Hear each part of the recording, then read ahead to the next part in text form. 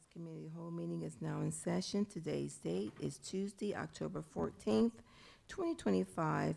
The time is 6:35. Roll call, Ms. Randolph. Councilwoman Phyllis Baber. Councilwoman Nona Calhoun Mumia. Present. Councilman Durant Daniels. No response. Councilwoman Tanya Key. No response. Councilwoman Laverne Mitchell. Present. Vice Mayor Linda Childs Jeter. No response. Mayor Ruby Kinsey Mumphrey. Present. We currently have 4 who are present, 3 who are absent. We do have a quorum, and for the record, Vice Mayor Linda Childs Jeter is going to be out due to being sick. All right. Okay, so we're going to go straight into the old business. There's several resolutions that we had voted on at our prior council meeting, but we're going to go through them, and if anyone would like to discuss them, that would be great to do also. So there is a second reading on Resolution 2025 R81, authorizing the purchase of the village-owned land to construct thereon any structure permitted by the zoning code. So let's see.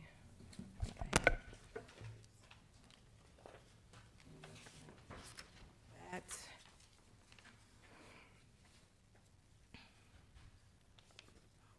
Okay.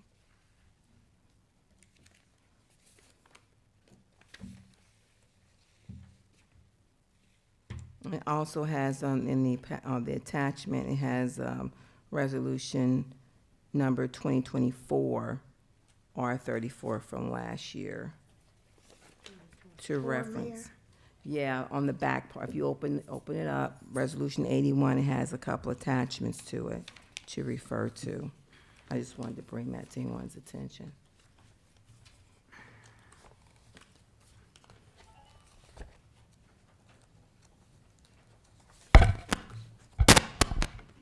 And it basically speaks on 81, it basically speaks on the first whereas council previously passed resolution 24R34 establishing and describing the boundaries of the community reinvestment area in the village of Lincoln Heights. And the second bullet refers to 24R49, resolution 2021R6 imposing a moratorium on the sale of village-owned property, and so on as far as the other whereases. Is there anything that council wanted to ask about it? Looks like it was previously sponsored by our previous housing officer, Mike Lemon. I have a question. Yes, ma'am.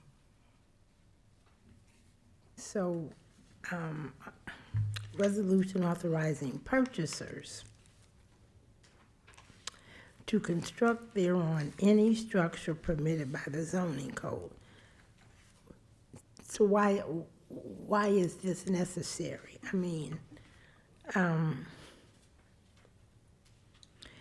there isn't anything in the original agreement or the agreement that they signed.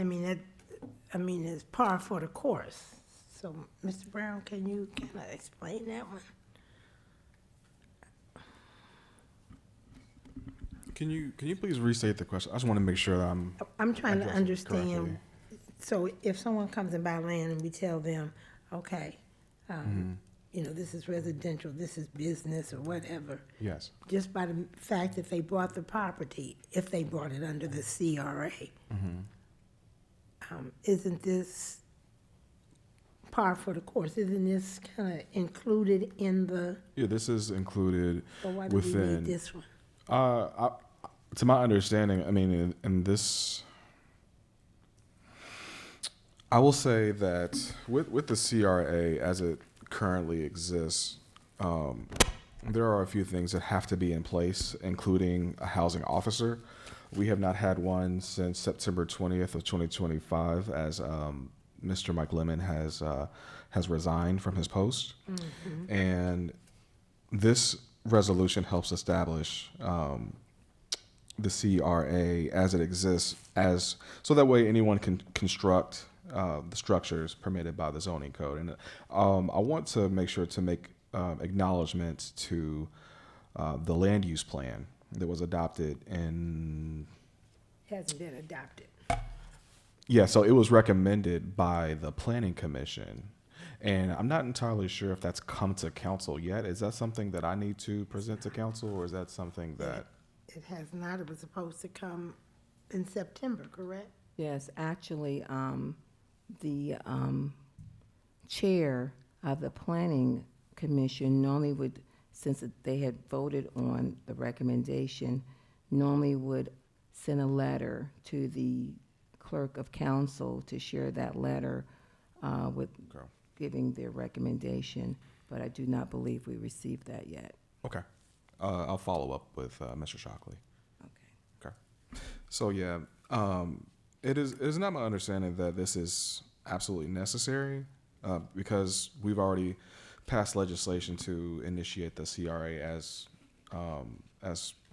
something that we would like to do to move forward with the sale of our village-owned property. So I'm not entirely sure if it is necessary, but at least administratively speaking, we do not have a housing officer currently on staff, nor do we have a zoning administrator currently on staff.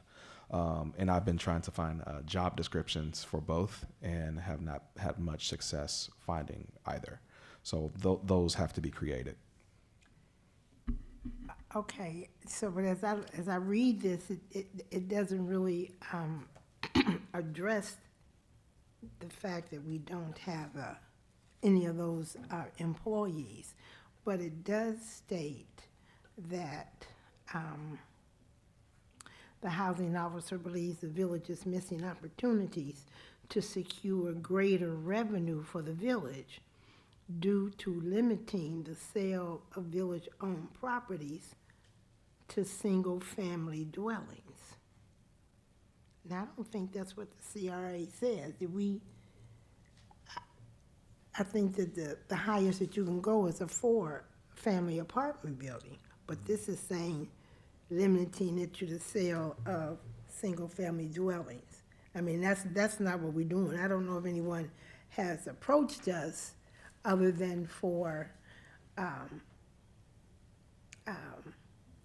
like a senior facility. I think that had been discussed with Mr. Lemon, but that has not been brought before us. But, okay, I'm just, some of it seems redundant and some of it seems like it's putting in something that hadn't been discussed. I mean, Madam Mayor, Yes, ma'am. I'm uncomfortable with, I know we haven't gotten to the other pieces of legislation that come after this, but I'm uncomfortable with moving forward on any of these legislations because there are so many questions that are unanswered. And Mr. Lemon isn't here to answer those questions, and I know that we wanted to give the new village manager the opportunity to kind of come back with some details. And I don't know that we have received all the details, at least that I was looking for, to feel comfortable with moving forward on these legislations. So again, I know we wanted to give some time to kind of come back with that. I agree with Councilwoman Mitchell that I don't understand why this legislation is before us, other than perhaps there's some language that is more stringent in the CRA, which I haven't found, that identifies something that this legislation helps to resolve. But once again, I haven't found it. And so I think it would be prudent upon us to just take a pause on the CRA until we can get to the point where we're all comfortable with what we have before us and what we are voting to approve. All right. Anyone else with concerns regarding this legislation? And then when we get to the other ones, we'll be able to dot those to that fall under this category as well. Okay. So, Mr. Brown, it sounds like we need additional information. Is there any way that you will be following up with Mr. Lemon, addressing those questions? Yes, I'll be following up with Mr. Lemon as it pertains to the CRA. I've had a few conversations with Deepak Desai, our solicitor, regarding the formal process as he is aware, considering all legal documentation to that effect. And he provided some loose guidance, but he mentioned that he was not in any way involved other than submitting the resolutions to counsel for the sale. And so for that reason, I'm going to be reaching out to Mr. Lemon. I think I have his personal number. It has been, in the past, it's been difficult to get in contact with him, but I'll follow up with him to make sure that we have the infrastructure in place to move forward. Okay. Ms. Mitchell? Yeah, well, we haven't gotten to that piece of legislation yet, but I'll wait till we Okay. get to it. All right, so what I'm gonna do is I'm gonna go through them, and then we're gonna come back around, and then we'll pull out the ones, we'll make a discussion, because we can't vote on it till the regular council meeting anyway, but at least we'll be able to identify which ones that we want to group together to make a decision at a later date. Okay, all right. Okay. The next one is the second reading of Resolution 2025 R82. This one would be repealing 2025 R43, resolution authorizing the sale of certain real estate, 1400 Bird Avenue. This falls along with that as well? Yes, Madam Mayor. Okay. I think my question was, at last council meeting, was where's the purchase agreement? Because I was baffled as to why we were doing a repeal of a sale. So where was that contract? And then why were we turning around and reselling the same land to the same company? So I didn't understand that. So some more additional research, there had to have been at least an application for the land, I would think. And if there was a sale for this particular property, which my assumption was that it was sold back in May, according to the legislation that we have, there should have been transfers of dollars and there should have been an application and a contract. So I still don't see that with the information that we have. Mayor, Yes, ma'am.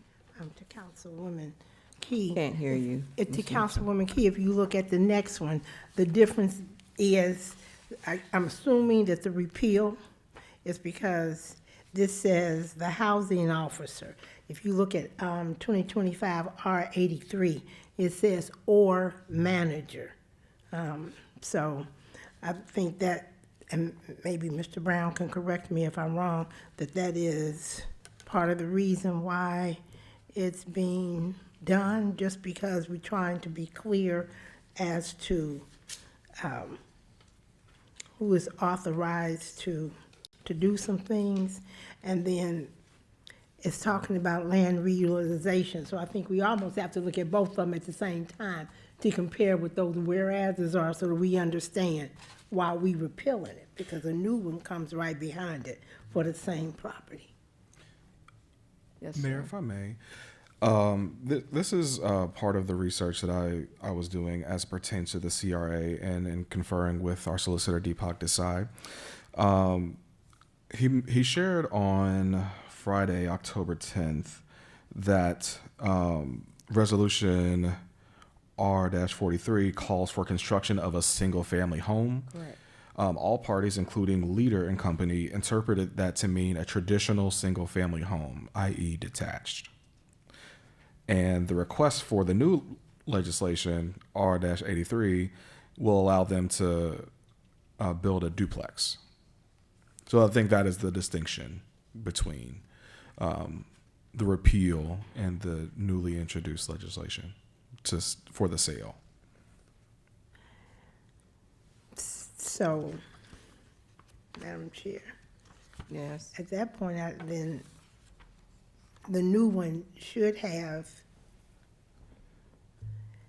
The the application agreement and the with it that agreement, says Mm-hmm. duplex, and the old one as well. you know. Well, I think we got them for most of them. Maybe we just got this because it's a repeal. We can go back and check that, but usually we got some of the actual agreement where it talked about, you know, it was thick, but. Okay, so to my understanding, we're wanting also, because I have it noted, this will be the same, whereas the contract and purchase agreement. Same. And the application. Yeah. And application of these sales. All right, so I'm noting the same on each one. So, Madam Chair, I will ask that, for the Economic Development Committee, that we get a copy of the boilerplate for the agreement, and that perhaps we need to check to see which pieces of legislation don't have, because some have them and some don't. Okay. Madam Chair. Yes, ma'am. Thank you. But for the legislation that's before us, once again, I'm not comfortable in moving forward with these two pieces of legislation, just going by memory and word, not doubting that it has that information, but what we have before us does not have all the pieces that we need to make a decision based on what's before us. And I understand what the conversations were. I understand that there have been some previous conversations, but when we're voting on what's before us, that detail should be in what we have before us. And so if it's going to be at the next council meeting, that's fine. If it's not, once again, I ask that we just put a pause on this until we get all those pieces together before us so we can make clear decisions. Okay, I agree. So that's what I was saying. Once we get all of them, we're going to group them up. And when we have our meeting, we'll make a motion to do the resolutions, each one, group them together, that we will pause on them, lay them on the table, whatever decision y'all make. But, okay. All right, we have the next one. I didn't want to skip any, so I just want to go through each one, and we'll put them all of them may probably are just like that, like you were saying. Resolution 2025 R83. All right, following. This would fall in the same thing, same Yeah. category. Mm-hmm. Okay. Ditto. Application and purchase agreement. Okay. Thank you. We'll just check them as I go. All right. The next one is Resolution 84. Resolution of support for the Mill Creek Triangle Trail feasibility study. Now, I do know at the last meeting that we had, we wanted more information, so I did want to share with council that the Mill Creek Triangle Trail, Tri-State Trails will be at the next council meeting. We were trying to get him to see if he was available for this meeting, but due to it being changed to Tuesday, they were unable to come. So when they do come, they will be doing a PowerPoint presentation, even though it's a support letter, but I asked them for clarity for council before we decide to do a support letter for the feasibility study. So we can either, council would either decide to do a second reading, pause, or whatever your pleasure is. But they will be coming to do a presentation at the next council meeting. Madam Chair. Question? Yes, ma'am. So will this will be the feasibility study that they showed at Lincoln Heights Baptist, Evendale, and Reading? Is that what that's going to be? Yeah, and actually, they'll be bringing more information because they just did a survey as well. So they'll be bringing the information when they do the PowerPoint presentation because the feasibility studies were done just last week. And that's why I was hoping that he would be able to come today, but because it was, but the holiday, they were unable to come this Tuesday instead of Monday. Okay, so whatever pleasure council on that. Okay. Next one is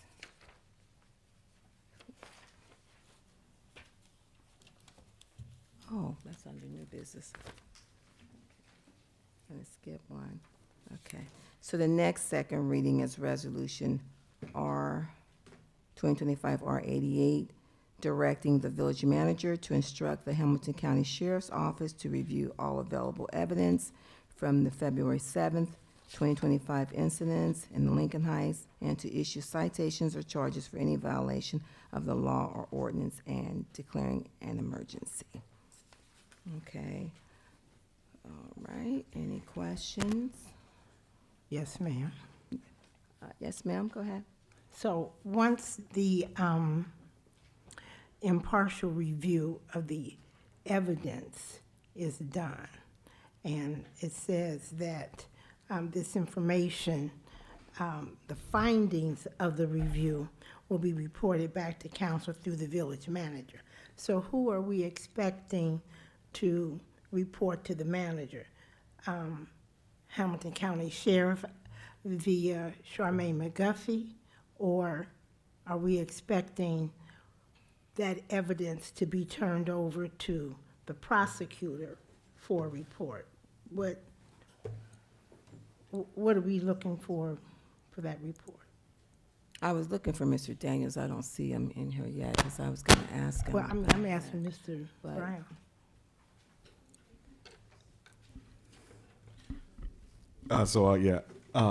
Can you repeat the question one more time, Yes, please? so once the evidence has been done, and as it says in Section 3, the findings of this review, any enforcement actions shall be reported back to us through you. So who are we expecting to give you the report? This is going to the Hamilton County Sheriff, and then they gather all their information, they do all their little investigations. Yeah. And because as I said before, I don't recall getting a copy of whatever Sheriff McGuffey did. And if they turn that over to the prosecutor, because in this is asking for any citations and da-da-da-da-da. Right. Which is what the prosecutor does. So who are we expecting to give us this report once it's done? Yeah, so it is my understanding that this report through the prosecutor's office was created, I wouldn't say created, but distributed on June 11th of 2025. This report was an independent investigation in which evidence submitted by Evendale and by the Hamilton County Sheriff's Office was submitted to the prosecutor's office for review. They are not an investigative body, so they are impartial. However, as it pertains to the question at hand, that report will be given to me should this legislation pass. The report will be given to me by, is it Sheriff Charmaine McGuffey? So we will be in communication with Sheriff McGuffey once it is determined that this resolution passes. We will initiate that contact to proceed with the next steps. Any other questions for any other council members? I have a question for Mr. Daniels. So, Hold on one minute. Let the record show that Mr. Daniels is in, Councilman Daniels is in. You got it? Okay, thank you. Mr. Daniels, do we anticipate that the report will be different because more evidence has been discovered? Are you referring to the report that was done by the Hamilton County Prosecutor, Ms. Pillage? I guess because I haven't seen that report. So, I mean, if there's a report from McGuffey and a report from Ms. Pillage. Well, if I'm not mistaken, from our last council meeting, the question that was brought up, a report done by Hamilton County Sheriff's, was not done by myself. The resolution actually asked for all information be brought forth. So if there was a report that to be done, that should be brought once again to our village manager. All video evidence that they submitted to our Hamilton County prosecutor should be done in that report and submitted to our village manager. And any other evidence that was also submitted by our residents should be submitted. Also, I would like to know, did they interview Mr. Ruffin? Because Mr. Ruffin was one of the main individuals who was victimized publicly as well too. So these are questions that we have that don't seem to be answered. And that's what I would like to see in any type of documentation back to council. All right, thank you. Madam Mayor, Yes, ma'am. and just for the record, council has not received an official report regarding this matter. I have not received it.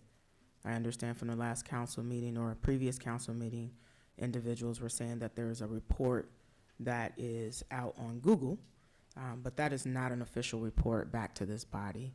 And so this particular legislation is duly deserving of attention and deserves to pass so that we can get information regarding that incident back to this body.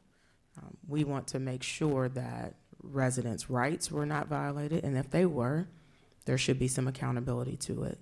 And so I wholeheartedly agree with this legislation that we should move forward with it to make sure that we have, as a body, we have the details in regard to what's lined out in this legislation.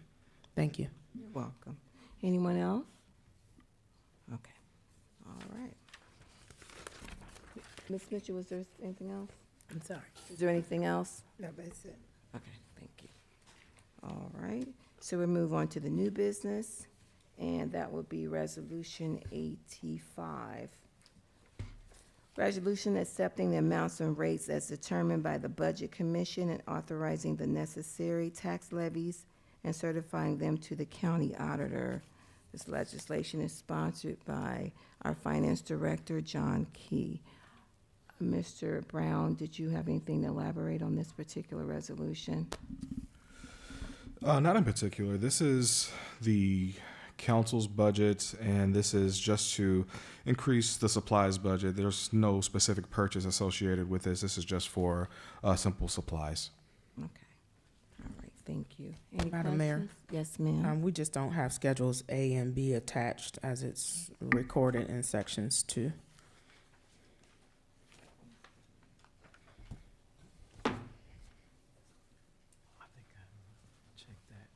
Will you have that? Oh, you wanna let her know? Yeah, so all of them will know. Thank you. I'm going to check and see. I believe I may have it. Okay, then that way we can get that before we vote on that at the regular council meeting. All right. Thank you, Councilwoman Key, for pointing that out. You're welcome. All right, the next first reading would be Resolution 2024 R89, authorizing,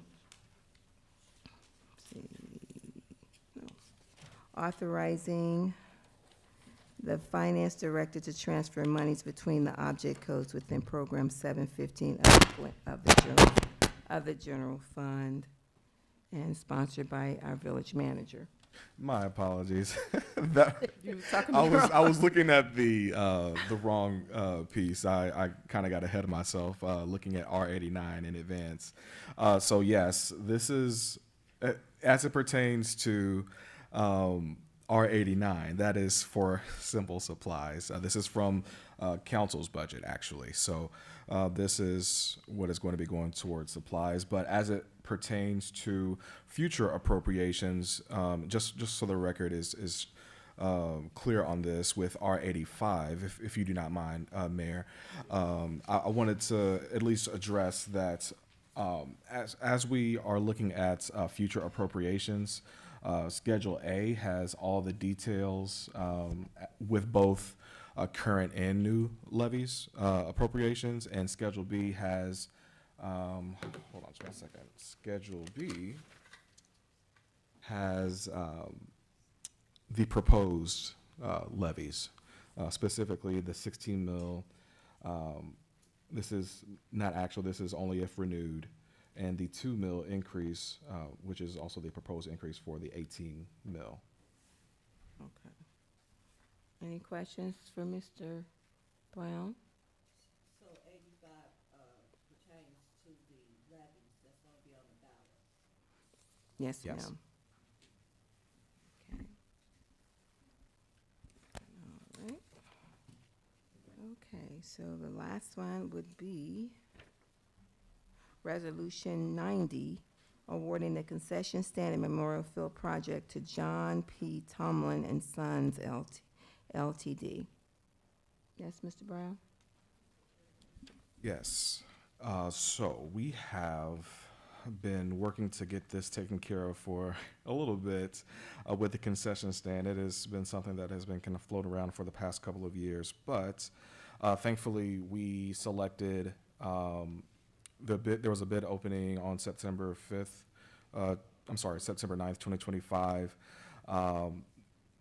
MSP, which are the contractors associated with Kleinger's, facilitated the bid, and we received 3 bids, and they recommended the low bid, and that will be, there is an exhibit attached to that, including the letter of recommendation from MSP for us to select John P. Tumlin and Sons. And we have information as it pertains to an expected start date. They are primed and ready to begin construction on October 21st on the concession stand. And once council accepts that recommendation and legislates that, we can move forward with planning for a groundbreaking ceremony. And the expected completion date is on January 3rd. Communicated with Ohio DNR as it pertains to the timeline. Initially, the project was scheduled to be completed by December 31st, 2025. So we are going to have to request an extension just in case. January 3rd to December 31st, that's not really that. There's a few days in between, but that timeline is still pretty close. And it's really important for us to get this done before inclement weather hits. So we will be asking for an extension to that effect. But that is where we are currently with the concession stand. Any questions for Mr. Brown regarding the concession stand? Madam Mayor, Yes, ma'am. this may have already been addressed, but do we have the drawings or the renderings for what's going to happen there at the concession stand? So if you can provide that to us. Absolutely. That would Yeah, be I'll make great. sure to provide that to you. Thank you. I did have a question, Mr. Brown, regarding when they do start, because I know they're still, the kids are still using the field, so they'll be able to have access. It just, they're just gonna Yeah, so block it off. Yeah, so that was a question of interest for us as well, because we don't want to take away the space, the facilities for public use while this is being constructed. But occupational hazards do exist, and we want to make sure that all parties are safe. So, to my understanding, after the conversation that I had with Ms. McKnight of MSP, it will be fenced off, so that way. No one will be able to have access to that space as construction is ongoing. And then from there, we're also going to submit signage and formal notices on social media and through our website. I'll make a shameless plug that our website is currently being updated. I just got login credentials today to get on there and make some edits. So we will begin to disseminate some more timely and relevant information as it comes up, especially pertaining to the concession stand construction. All right. Okay, all right.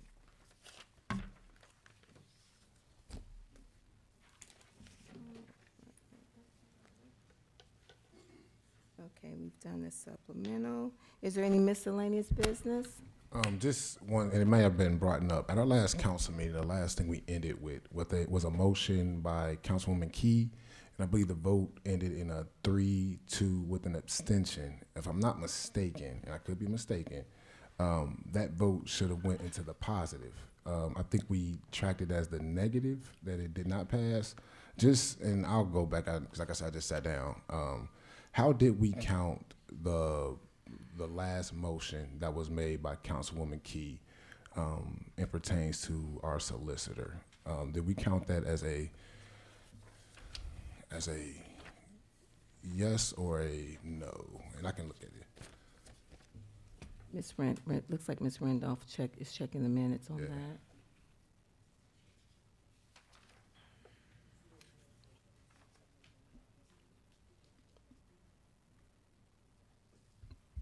It was, excuse me, it was read with 3 aye votes, 2 nay votes, and 1 abstention. The motion did not pass. That's how it was read. And I'm just once again, am I not mistaken that when you have a 3-2 with an abstention, that abstention falls to the side of whoever wins the motion? So if it would have been the negative, 3-2 negative with an abstention, then that abstention would have fell on the negative side, i.e. if it goes in the positive, it goes in the positive side. Am I misunderstanding how that rule works?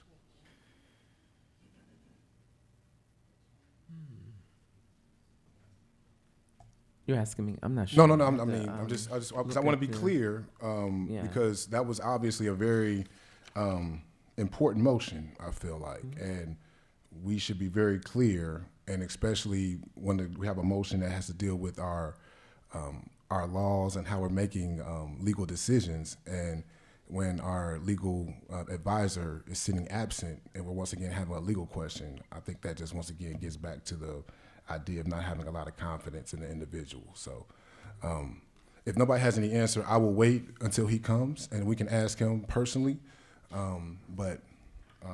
Yeah, I just didn't know if anybody had any idea on that or not. So, Madam Mayor, Yes, ma'am. if I can, thank you, Mr. Daniels. The clerk verbally said that the motion passes. On record, when we received the minutes, it said that the motion did not pass. And then my question is, if there is an abstention, that abstention does not go to a null vote. And so the question is, when there is an abstention, what side of the vote does it go to? Does it go to the side that has the most vote or the least vote? Because we do have an obligation to vote. And I believe there is some language that is in our rules that is a little unclear. And so I wanted to wait until Mr. Desai was here That's fine. to have him on record to respond to that as well. And like I said, I was But late. it's I didn't know not. we had talked about it too. I'm sorry, Councilman. No, he wasn't here. I was waiting for him to come to weigh in on it specifically. But the clerk clearly said that the motion passes. When we received the minutes, it said that the motion did not pass. And so the question is in pertaining to the abstention vote. Thank you. Yes, ma'am. Madam Ms. Chair? Yes, I Ms. would Randolph. like to listen to that again because I know there was a discussion about it, and I know I did reiterate what the votes were. And from my understanding, like I said, I'll listen to it again, that it came, motion does not pass. It said So that- I will listen to it again Okay.